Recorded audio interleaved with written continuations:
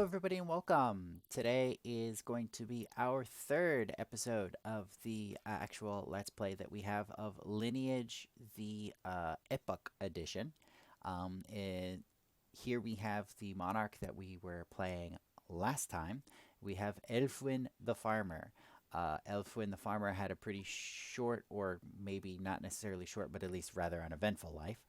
Most of their life was dominated by starting an irrigation project, not only to improve local farmland, but also to drain some marshlands or moorlands, probably along like the coast of our little kingdom that we have here for the König dynasty, so that we could drain the farmlands and drain the moorlands and potentially use them. They unfortunately died in a rather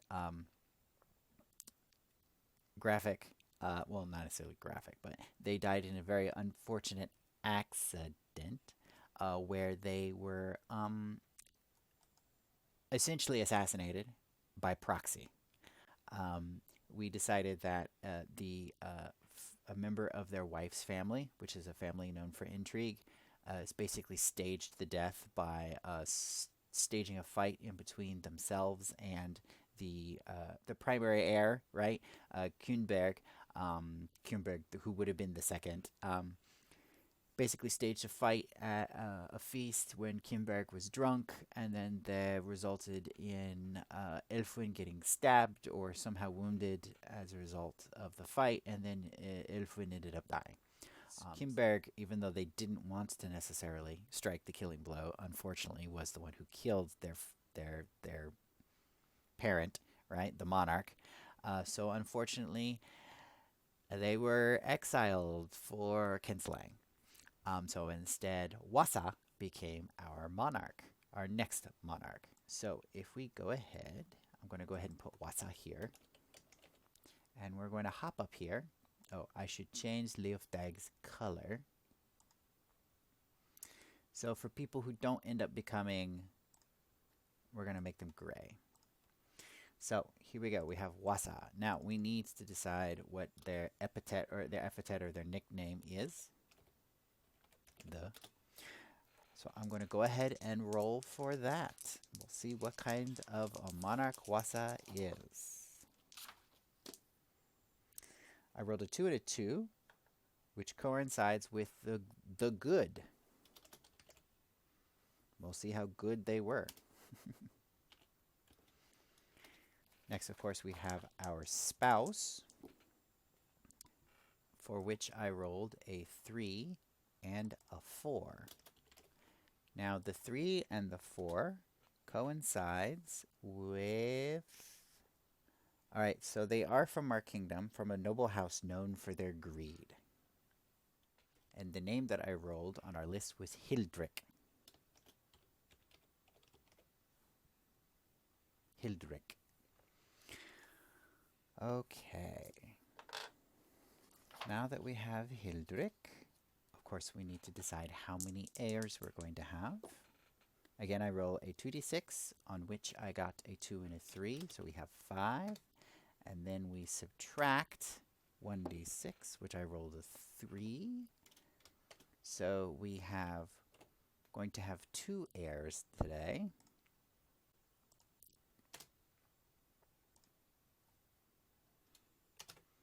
There we go, that should fix that. And I'm going to go ahead and name them.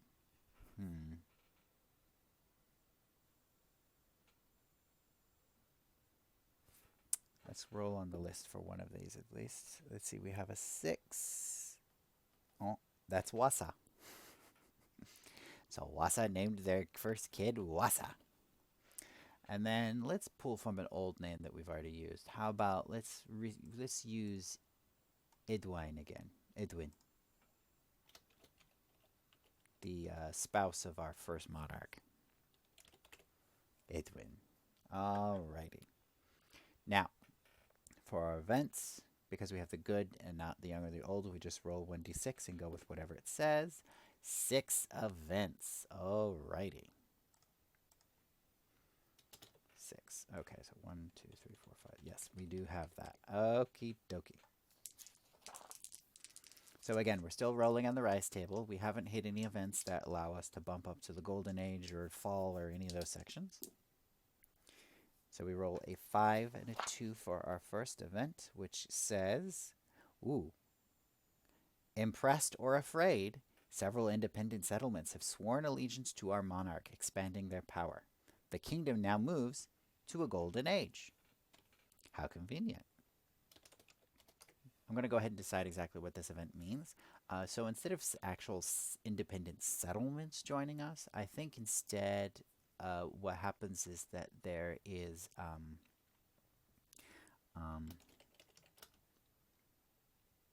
Wassa brings in some settlers. Right, so Wassa brought in some migrants to start settling the moorlands that are being drained by this irrigation project. It's not quite done. It's going to take a lot of time, but the edges are starting to dry out enough that people can settle and start to farm and start to use it. So might as well bring in people to start using it. So we get a big population boost. We bring in some fresh blood and some fresh energy to the kingdom and kind of get things, get things nice and loose and moving and get things started. What's important is that now we start rolling on the Golden Age table instead of on the Rise table, because these events are going to be much different than what we already saw. For our first event on the Golden Age table, I rolled a 5 and a 2, which says, a neighboring kingdom has grown powerful. Soon, no one will be able to stand in their path. Should we take an action to prevent their growth? So, a neighboring kingdom is expanding power to the level of a hegemon. That's kind of what it suggests. Whoops. That's kind of what that thing is kind of suggesting, is that if we don't do anything now, they're going to grow to basically be the hegemon of our cultural area, and then there's nothing we'll be able to do about it. I'll think on that one as I keep going. We have a 4 and a 6. Our 4 and 6 says that religious leaders demand that we declare war against unbelievers in a distant land. Answering this call could be costly, but it would also ensure the support of the church. So basically, people are asking for a crusade. We're probably not going to do anything about that, but we'll see. We have a 1 and a 2 for our next event. Plans are put in place to reorganize how an important resource is utilized. This requires a change of how an aspect of society is organized. So, plans are created to reform the utilization of a resource that will also impact society. And I'll think on that one. The next one might help figure that out. We have a 6 and a 1 for our fourth event.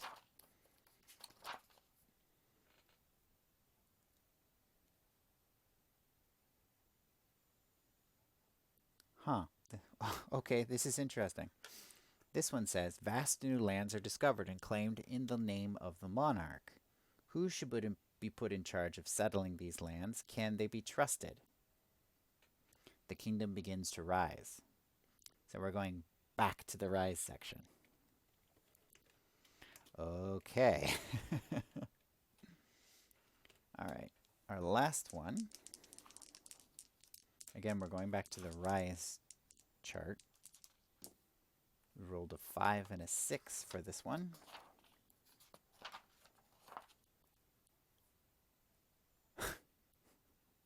We're going back to a golden age. Alright, but this event's a little different. This event says, a mysterious stranger offers access to ancient wisdom in return for the life of the monarch's first grandchild. If the offer is accepted, we move into a golden age.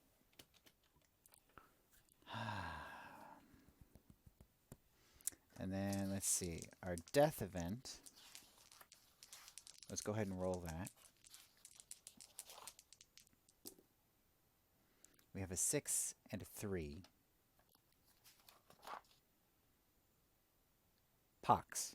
We died from pox.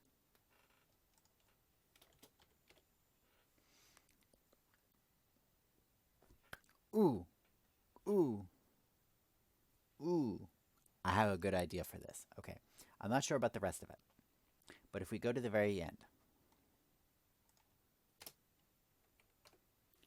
um, our monarch is our monarch is sick with a pox. So our monarch is sick with pox and agrees to the deal in hopes of being cured, but they still die anyway.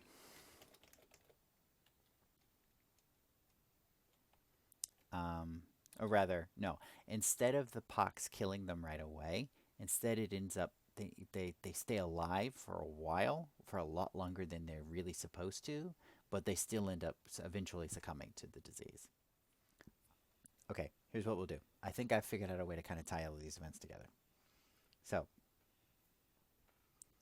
independent settlements join us, right? That was the migrants coming in to settle the moorlands, right?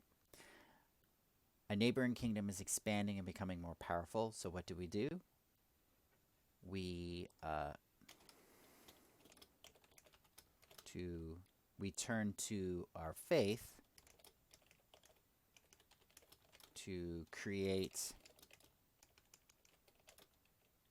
We turn to our faith to sort of create a sense of legitimacy for ourselves, to sort of counteract the. So basically, we're trying to counteract maybe the economic or military power of this neighboring kingdom by giving ourselves extra legitimacy and maybe sort of soft power, cultural power, maybe some sort of like not necessarily being like crowned like an overking, right?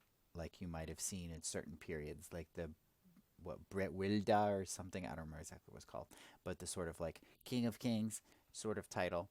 Maybe not necessarily like that, but maybe some sort of giving us extra cultural legitimacy, at least within our cultural sphere. So after that happens, our faith asks us to join on a war on others in a distant land. So we'll say that because we've done you a favor, now you got to do us a favor. So maybe this is like a quest or a task that this is given to us in exchange for doing that. So we'll say, uh, so forces are sent, but they are lost. So the forces that we sent out on that expedition, that sort of, religious war, let's call it, right, ended up not going where they were supposed to go, either because they got lost or maybe they were on ships and got in a storm or something happened. So they ended up going somewhere else. They ended up washing up somewhere else in a new land that they then sort of like claimed on our behalf, right? So So the forces that were sent on the expedition find this new land, and let's say that who is our sibling? Leofdeg. Let's say Leofdeg ends up taking that over. So yeah, so Leofdeg is sent and is made a monarch of this basically tribute state to us. So like we're their overlord, right? To this sort of, I can't think of a better word than colony to call it. So Leofdeg and their family, I need to change their color. Let's make them green. So the only thing that we haven't done is reorganizing reforming the way we utilize this resource. Which the only thing I can really think of off the top of my head would be like the mines, right? Maybe as a result of organizing this military force and got sent out and then vanished, right? Maybe Leoftek went with was leading them, right? We sent our sibling to go lead them. Our sibling got lost with them, and then when we found them again, we were so happy, and Leoftek was kind of like made sort of like the monarch of a separate state or the lord of a separate state there. Um, let's change monarch to high lord. Oh, here's an idea. Maybe previously the mines were like owned by local lords, but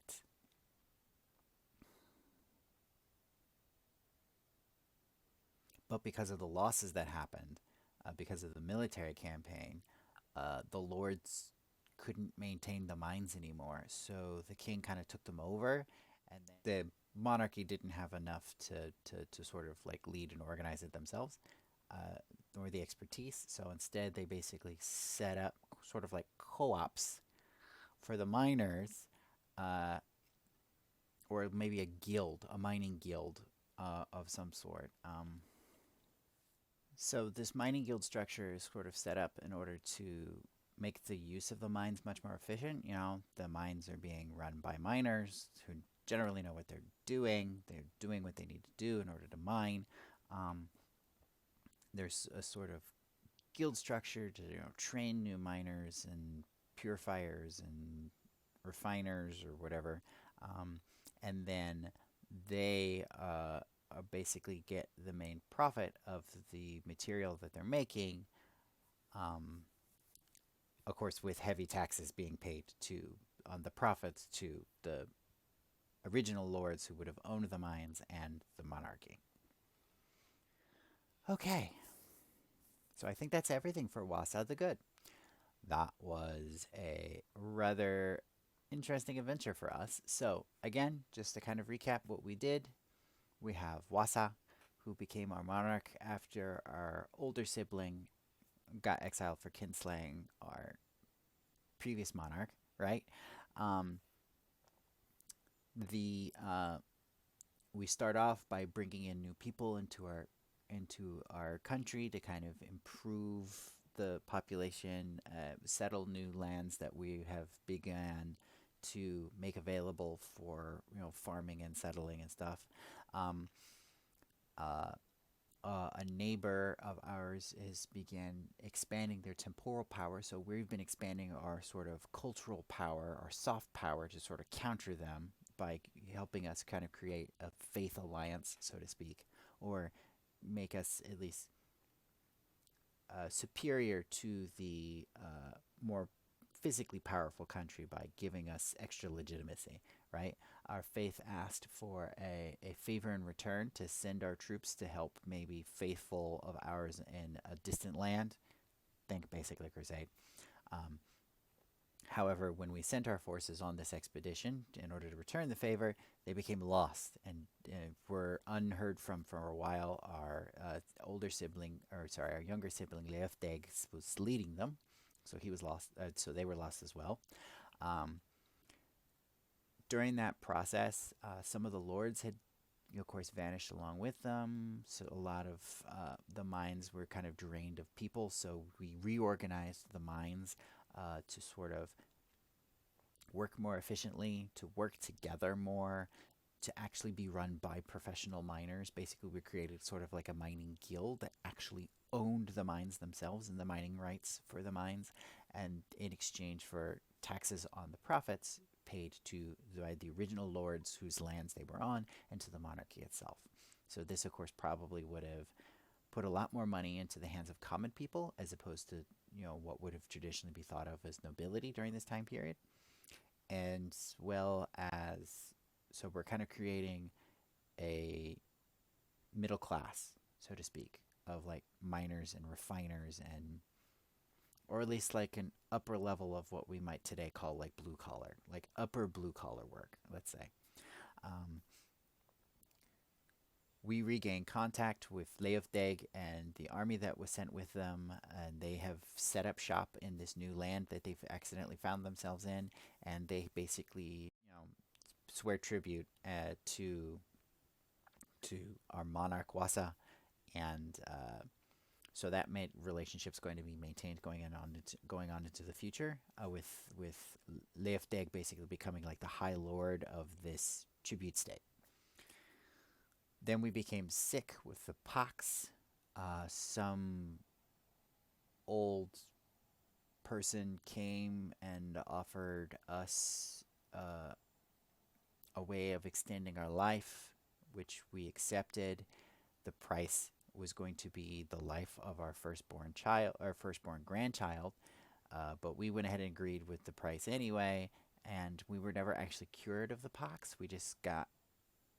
They just kept us alive basically for a lot longer than would normally happen, and then we died. Um, so that's something we're going to really need to keep in mind for the future, is that our firstborn grandchild is not definitely not going to become the monarch. Obviously, we'll need to decide later if what happened to that child is they end up dying, or like they're sacrificed or something, or they end up becoming taken away. Maybe this is like they're spirited away and something happens to them, or, you know, we'll have to see what happens. Maybe we'll end up with a sort of like a King Arthur sort of a thing where they get taken away and trained and then they come back and take over the kingdom. We'll have to see. All right. Well, that is where we're going to go ahead and stop today. I hope you all enjoyed our little journey today with Wassa the Good, monarch of the Qing dynasty. Um, and I hope you'll join us again next time.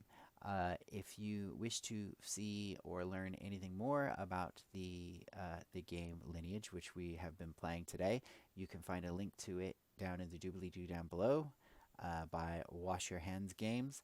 If you want to find out anything more about the stuff that I'm doing, there's a link down below to a linked tree uh, and some other resources in which you can find my materials, whether it's the blog. Obviously, we've got more videos here on the YouTube, different sorts of things that you can find down there. So, thank you very much, and please have a good zone.